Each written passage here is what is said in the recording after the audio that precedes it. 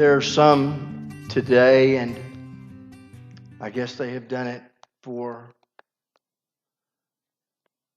millennia, who would teach that the Christian life is one of consistent joy, pure peace, love, riches, and goodness. They picture the rose without the thorns. They share the glory minus the cross. Unfortunately, trials and difficulties and hard times are part and parcel of our experience in this world. We know this just in life in general. If you've lived very long, you've skinned your knee on one or more bumps along the road. I used to tell my kids, please don't grow up. I'm begging you, please stay little. Please don't grow up, because life is hard. And life can get very hard sometimes. I don't know where you're at right now, but someone has said that we are at one of three places in life. We are either coming out of the trial, or we are in the midst of the trial, or we are just entering into a trial. And sometimes it seems that that is indeed so. But even beyond life experience, we have the testimony that life can be difficult, and there are times we just have to endure. Beyond life experience, we find it a biblical reality. One of the places that speaks of this is the well-known thorn in Paul's flesh. So if you would turn to 2 Corinthians chapter 12,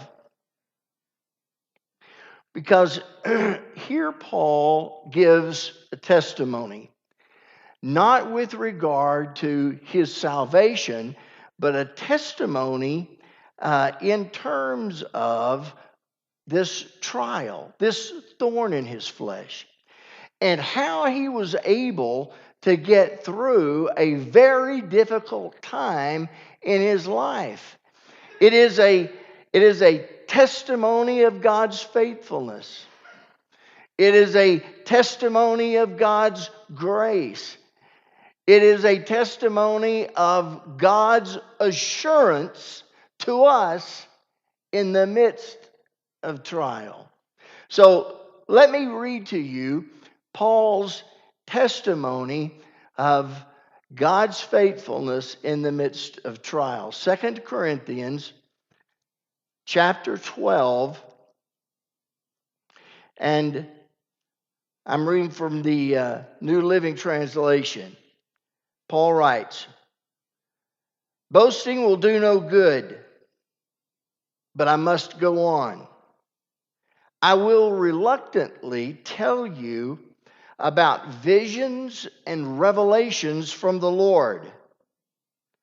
I was caught up into the third heaven 14 years ago. Whether I was in my body or out of my body, I don't know. Only God knows. But yes, only God knows whether I was in my body or outside my body. But I do know that I was caught up into paradise, and I heard things so astounding that they cannot be expressed in words, things no human is allowed to tell. That experience is worth boasting about, but I'm not going to do it.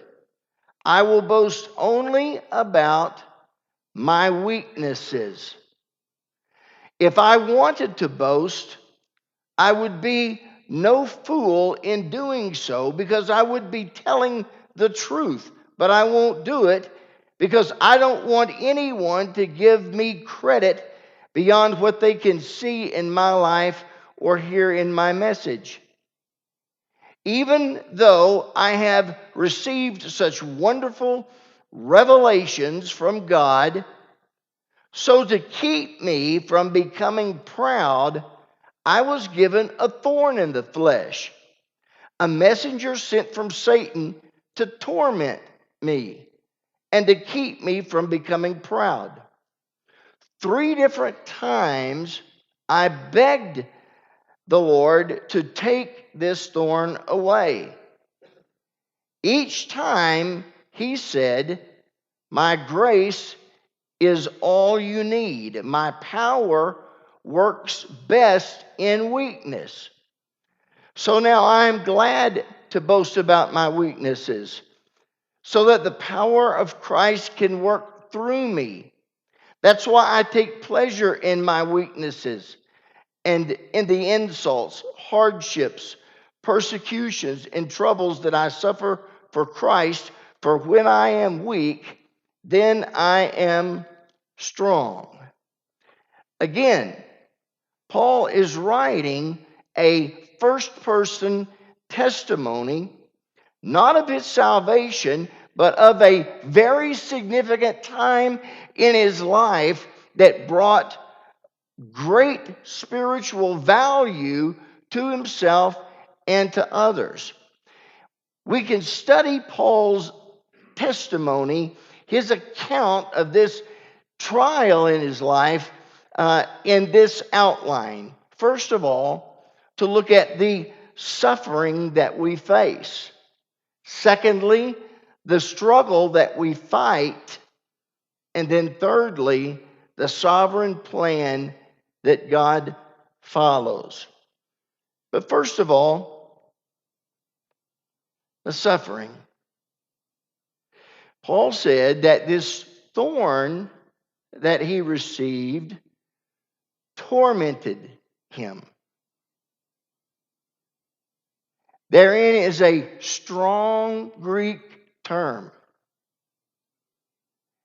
And there's no better way to define it other than to simply say torment.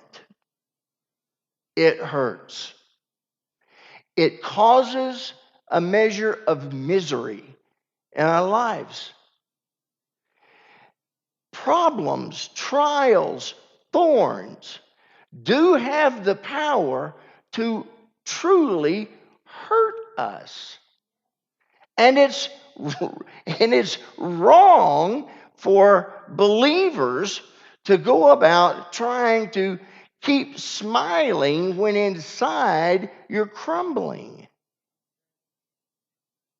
Paul learned that it is in my weakness that I rejoice. Someone wrote a book called Behind Those Sunday Smiles, indicating that as a church, the Church of Jesus Christ, that we have gained a reputation. That's proof that God's here. You see that? Not really. We've gained a reputation that we have to smile and bear it, that we can't let others know what we're going through, that we can't look weak, hurting, and defeated. Well, we can go on fooling ourselves if we want, but the truth is, biblical truth is that trials and thorns in the flesh have the ability to hurt us, to torment us. Augustine, the early Christian father, once said that God had only one son without sin, but he has no sons without suffering.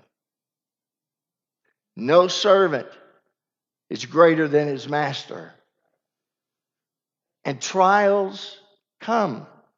We have confirmation of this all through the scripture. Romans 8:18.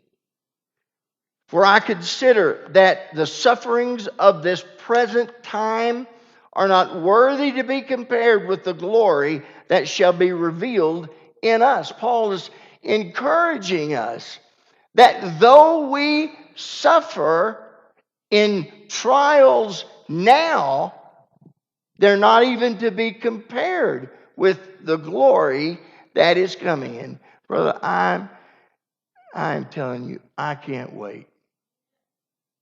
I am telling you, the longer I live, the more I can't wait. I can't wait until the Lord comes or calls me home. I can't wait. The sufferings of this present day cannot even be compared to the glory that will one day be ours. 2 Corinthians 1:7. Our hope for you is steadfast, because we know that as you are partakers of the sufferings, so also will you be partakers of the consolation.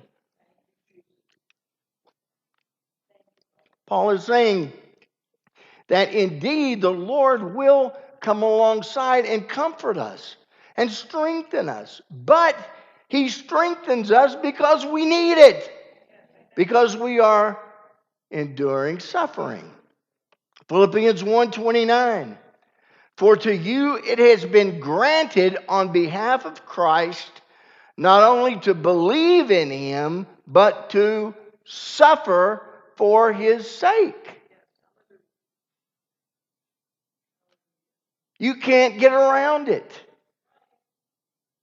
It is on almost every page of the text.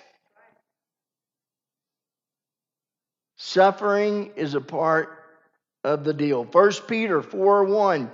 Therefore, since Christ suffered for us in the flesh, arm yourselves also with the same mind.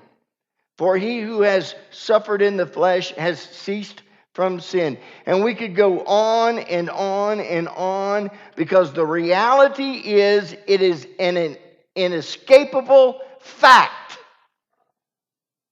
Suffering comes. Trials are part and parcel of our existence. And to try to gloss over them and parade a proud smile is hypocrisy. There are times we hurt. We'll get through them. Absolutely. There are times our soul will be in unrest. Peace will come, but it's wrong to deny the reality, the truth. And yet, when trials do come our way, we stand there in unbelief and say things like, those are things that happen to other people, not to me. Those are the things that happen to other families and not to mine. But it does.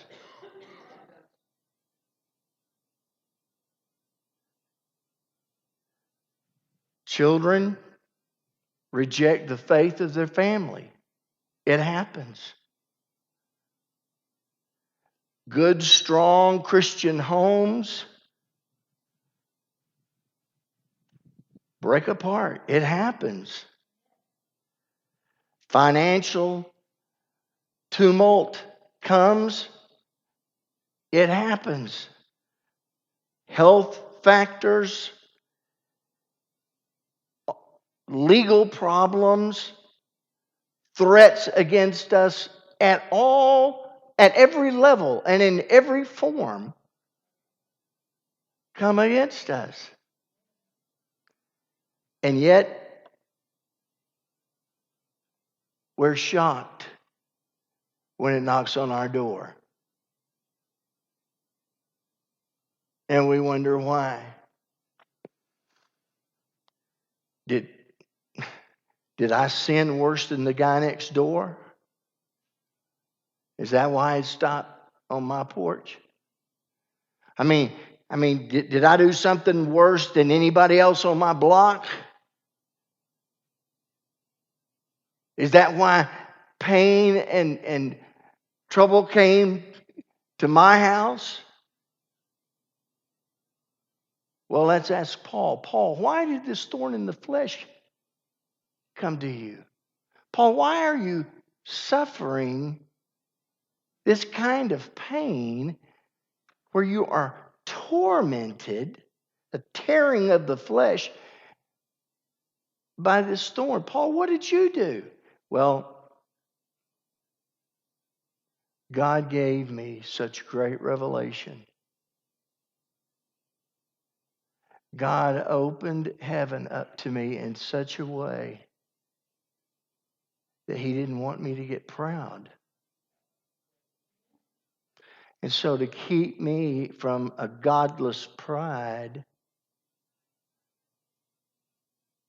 I received this thorn. You mean you didn't sin worse than your neighbor? No, it wasn't anything like that. You mean they didn't spotlight you because they saw a black hole in your heart? It wasn't that. God wanted to keep me holy and pure and righteous without pride. And so I walked through days of trial. Trial came.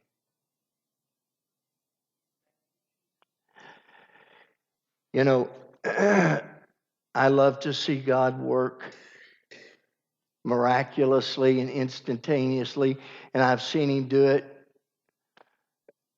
on more times than I can remember.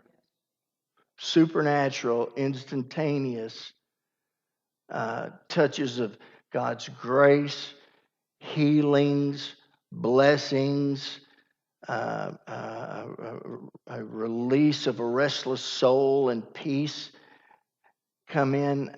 I've seen it many times. But is that really the priority of God for us? When we're sick, is it really God's priority to heal us? When we're in financial straits, is it really God's priority to fill our bank account? When our son or daughter has gone astray, is it really God's priority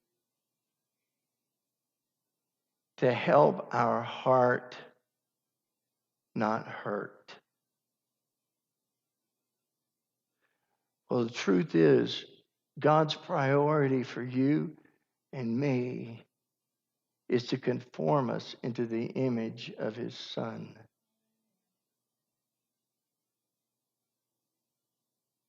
That's his priority. That's what he is about doing in your life and in mine.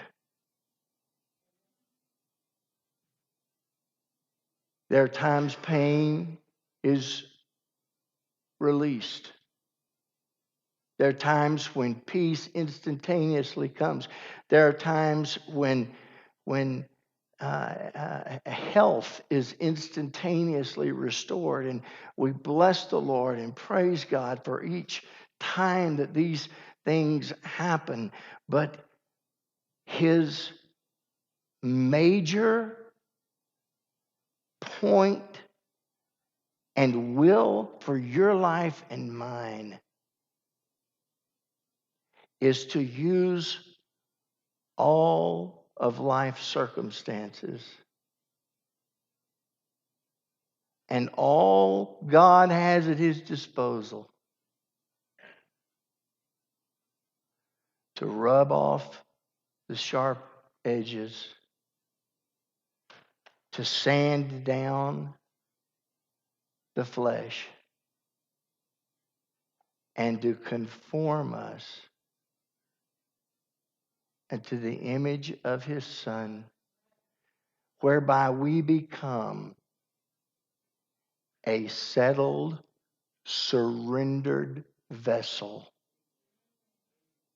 through which love, joy, peace, patience, kindness, goodness, gentleness, faithfulness, and self-control is being released and being birthed. That is the life. That is the priority of God for you and for me. If we get blessed in other ways, that's just abundant grace. But no, that's what he's after in your life. We're told that Paul prayed 3 times. Some have said that 3 is the complete or perfect number, that Paul probably prayed many, many, many times, and he well may have. That might be symbolism, could certainly be. But if we take it literally, Paul says, I prayed 3 times. He said, I begged God. And that's the idea of the text. I got on my knees and I cried out, God, please, please take this thorn from me. And each time God said, I'm not going to. My grace will be sufficient for you. But it was only after, now listen, it was only after the 3rd time that Paul really heard what God was saying. Now, what was the problem? Did God speak louder the 3rd time? Did he speak in using flowery language so that Paul could envision what he was saying? We know that that didn't happen. But what did happen? What was significant about that 3rd time? Well, it wasn't in what God said or how God said it. It was in Paul and his receptibility of the message of God. Paul finally heard God say, Paul, I'm going to take care of this for you, but I'm going to take care of this by taking care of you.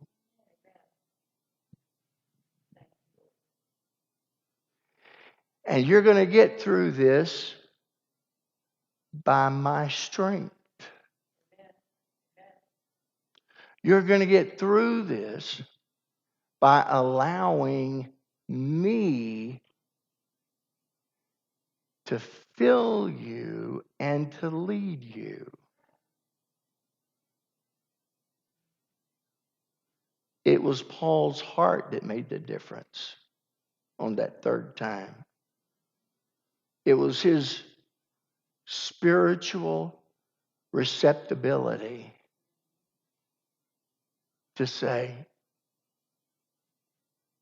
oh, okay, God, I get it. And when he got it, brother, he got it. Didn't he? I mean, there is such a change in tenor and change in mood in the text between the time when Paul is describing the thorn and when God spoke to him and he got it. Because he bursts into, therefore I will glory in my weakness. I will take glory in my infirmities and all things that demonstrate how weak I am, because in my weakness, God is made strong.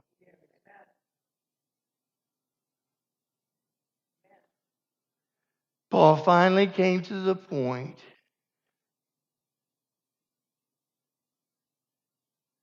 where his heart was surrendered enough to hear the truth of God. And when he heard it, peace filled his heart. Now, folks, this is key in the process of trial. If we were to study the entity known as trial,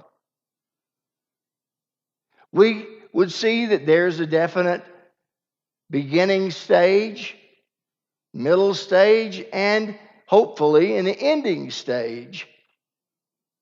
But key in the process, please hear me,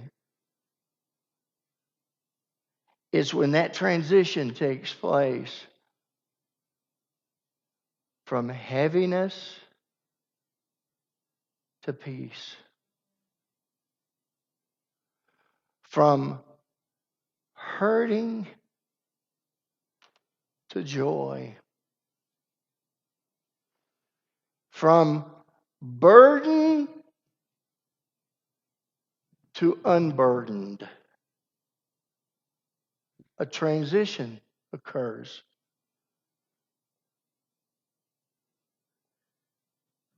When we release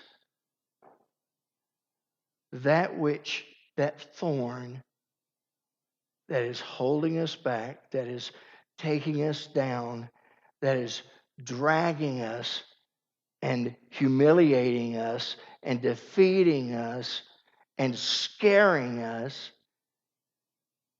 when we release unto the care of God that thorn,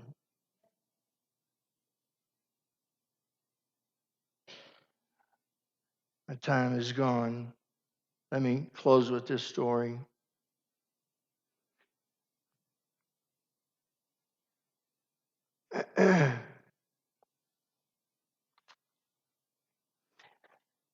A wise man from the northern frontier of China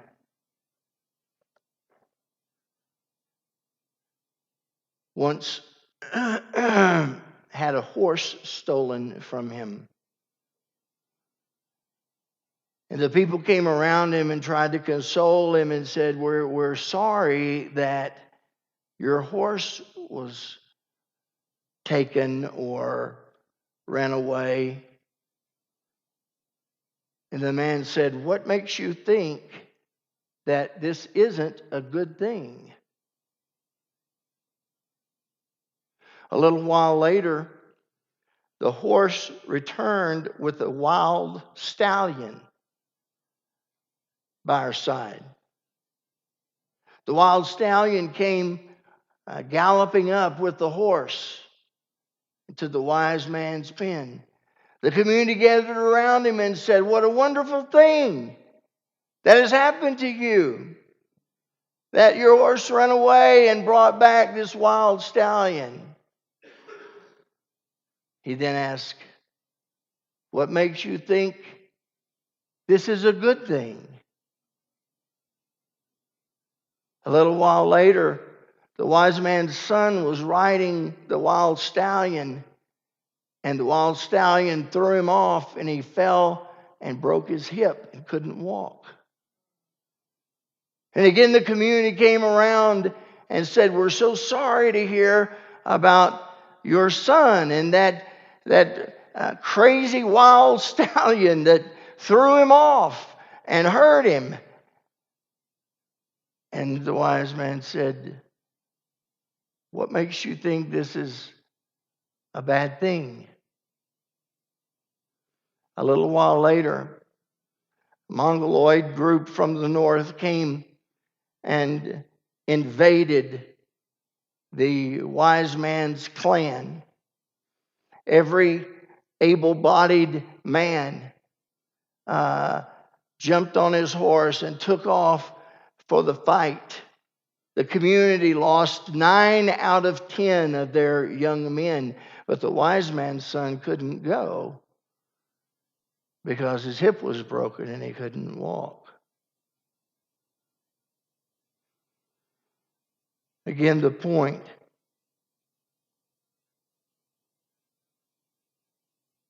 We don't know what this means today. There are things that I have gone through that I never want to go through again, but I am so grateful I went through. We had a house fire. We lost everything. We got out with socks and shorts and underwear and a t-shirt. And that was it. But God did such incredible things in my life and in my church through that experience. But I don't want to repeat it. We don't know what tomorrow's going to say about today. And even more so, we don't know how God is going to work all things together in your life to produce a holy good. So whatever it is that you're facing right now, it's going to hurt. It may hurt, and it may hurt badly. Torment you.